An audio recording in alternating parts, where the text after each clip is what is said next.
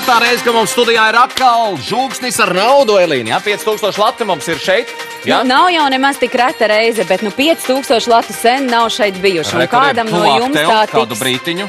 Jā, mums tas droši netiks, bet kādam tiks. Jā, un tas kāds būs latviešu radio klausītājs. Pavisam vienkārši mēs tūlīt izlozēsim 5000 latu, un kādam tas arī tiks. Bet, tomēr vajadzēja arī kaut kādā veidā pieteikties. Ka jūs pretendējat uz šiem 5000 latu. Un tas patiesībā arī nemaz nebija neko sarežģīt. Bija jāatsūta e-pasts ar 3 dziesmu tekstiem, to dziesmu tekstiem, kurus jūs bijāt dzirdējuši latviešu radio ēterā. Diezgan vienkārši, bet jāsaka, ka atsaucība ir bijusi ļoti, ļoti liela, jo latviešu radio saņēma 38688 e-pasts. Tā kā cīņa būs sīva, un es domāju, ka mēs esam gatavi noskaidrot, kurš no šiem vairāk kā 38,000 skatītāju un latviešu radio klausītāju tagad kļūs par 5000 latu bagātāks. Maģiskais laptopiņš mums palīdzēs, jā? Aiziet! Un tā, visi cipari griežās. Visi 38,000. Notiek izloze. Notiek izloze. Redz, cik skaisti. Stop! Stop!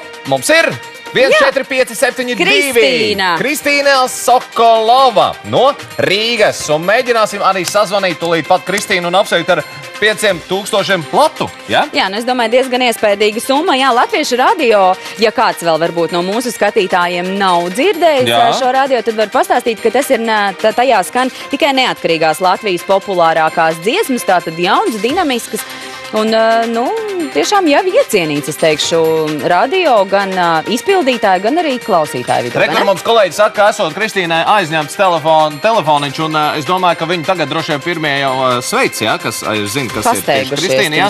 Noliekam lūdzu klausulu un gaidām zvanu. Kristīna, mēs ļoti gribētu parunāt un tieši uzprasīt, ko tad ar 5000 latu var tad pēkšņi tā sadarīt. Labvakar! Halo! Vai Kristīna? Halo! Halo, Kristīna! Labvakar! Labvakar! Labvakar, vai zini, kas jūs te traucē? Tagad te raidījums Tautas balss te patraucē, zini.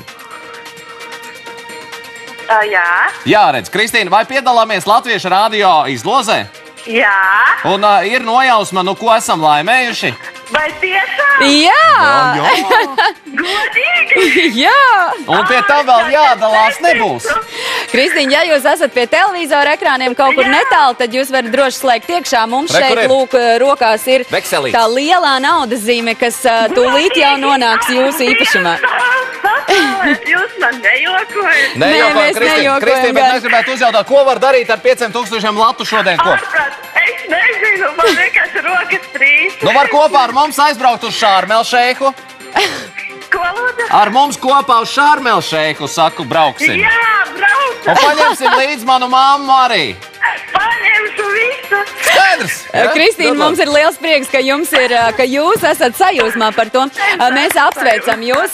Protams, ka mēs sazināsimies vēlreiz ar jums, lai izstāstītu, kā tad pie tās lielās naudas tikt.